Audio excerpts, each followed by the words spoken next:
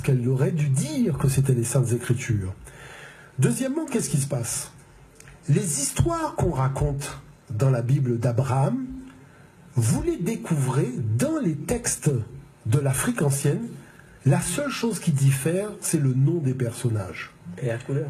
Et la couleur des personnages et le lieu où se déroule l'action. Parce que Abraham, c'est le texte égyptien de Satni et de sa femme Maï qui étaient vieux et qui ne pouvaient pas avoir d'enfants.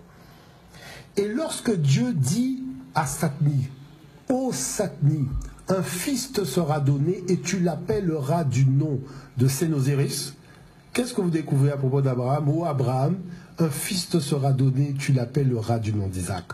Donc, il faut savoir qu'il y a quand même des congrès de théologie qui sont organisés à travers le monde. Et ces congrès de théologie statuent qu'il y a eu copie.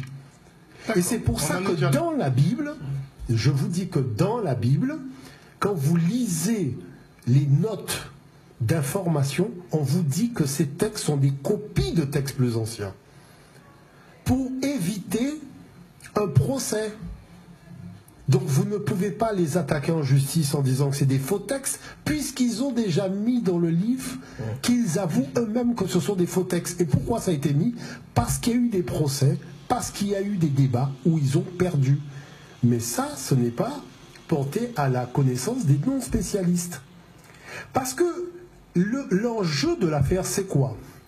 C'est la nature outrancière de l'impérialisme qui veut que l'homme soit né en Afrique, que Dieu ait créé l'homme africain, qu'il ne lui ait pas parlé, qu'il ne lui ait pas donné de texte sacré, qu'il ne lui a pas parlé de son fils, qu'il ne lui a pas parlé de la résurrection, c'est-à-dire un niveau, si vous voulez, d'ignominie et de prétention qui dépasse même le niveau d'immoralité dans l'histoire de l'humanité.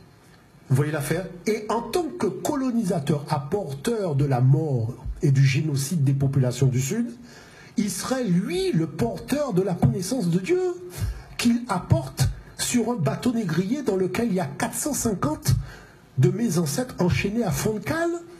Et il aurait, il faut quand même admettre qu'un colonisateur, quand il est venu pour coloniser, il n'y a plus rien qui l'arrête. Vous voyez?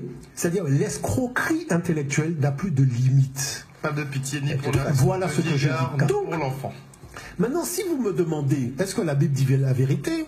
Puisqu'une auditrice, effectivement, nous demande... Je vous dirais que la Bible est au service de l'impérialisme occidental et que la seule vérité que dit la Bible, c'est la vérité de l'impérialisme occidental.